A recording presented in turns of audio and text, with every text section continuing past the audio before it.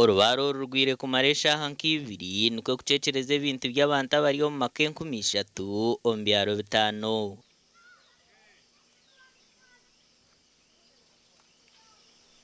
Kufuka ati ditwe tuhikira kubonabona enjara ebyokulya byaitu byona mu Misiri emihogo yona ecwekacwekere tibali balimi bona bayina naire tibayina kokulya kokunaga rugondo ati bwire bunu abana bakucura bakubonabona requesting the government, at least if the government can help us, assist us with at least give us some the seeds such that the coming season we can be able to plant. Orubaare waja n'obujurajura kionko enjura yalekaho hatana kutera orubaare ruwonka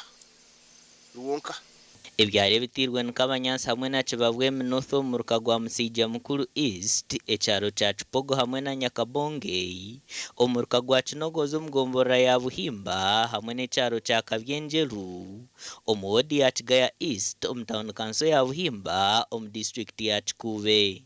In terms of households, over 3,000 households have been affected.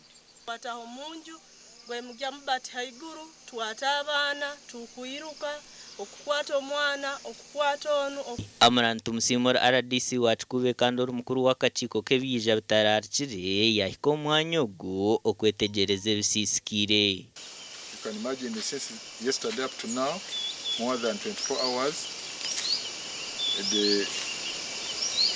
the hailstorms are still here for 2 days now. So this is a big problem. Of course, our people here are farmers. They have been affected very heavily. As a government, definitely we have to do something about it. Gasha kwa Ambrose Nwagaba Katoto.